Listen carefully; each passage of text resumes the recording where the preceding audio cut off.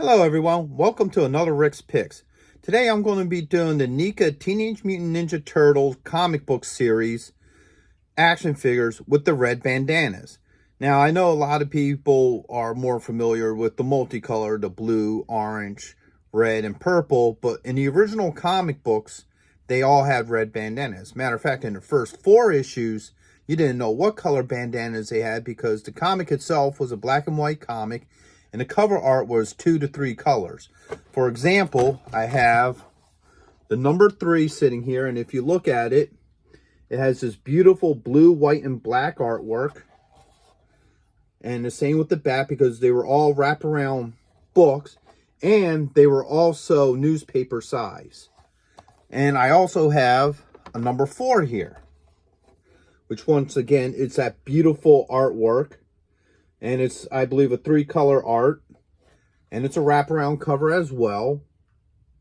So, that was the original 4 books.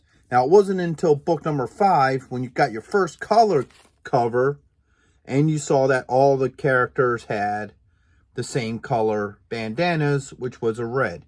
And this was also the first Ninja Turtles book that was done in standard comic book size. So now that we talked a little bit of the bandanas, the colors, and so forth, let's take a look at these figures. So here we have all 4 turtles. Now with these figures, you could get them in 2 ways. You could either got them as a set or as individuals. They're beautifully detailed. They're designed in, like I said, the original Mirage style artwork made by, Kevin Eastman and Laird. Let's look at Leo first. So here we got Leonardo. He comes with his 2 signature swords. All right. He also comes with the scabbards as well, that the swords can actually be inserted into. If I take that out.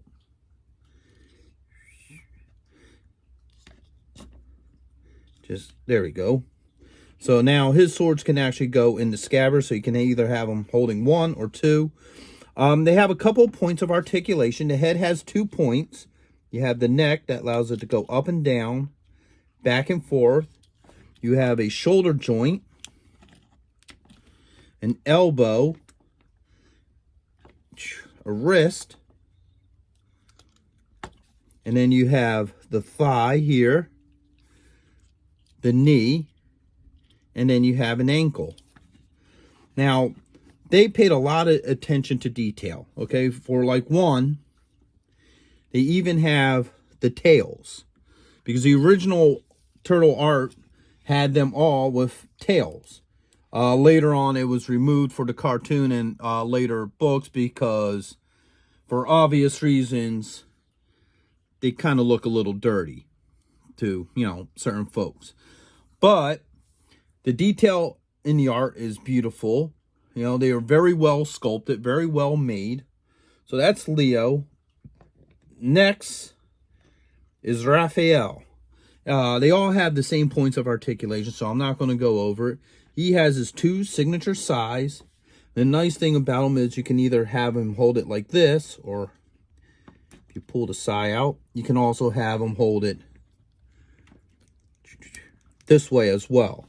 So whatever style you prefer to have him hold them,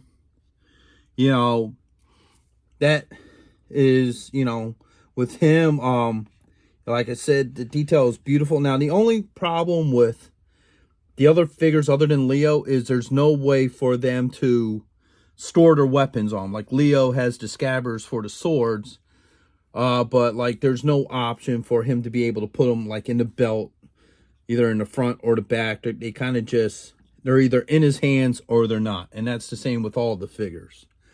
Next is Michelangelo. Now, he's the only one with a unique head sculpt. They all basically have kind of that standard grimace look to them.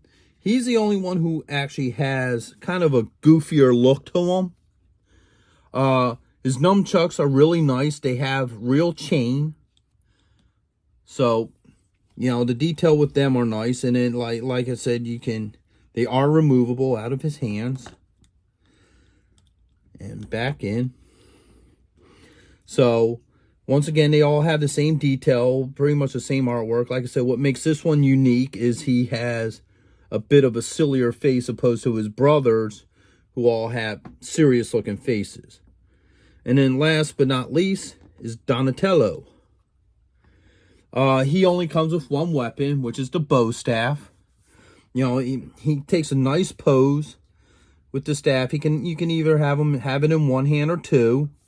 You know, just like his brothers, the detail is beautiful on him. Now, the other nice thing is the size of the feet make it easy for them to stand. You know, and that goes in sides with the books too.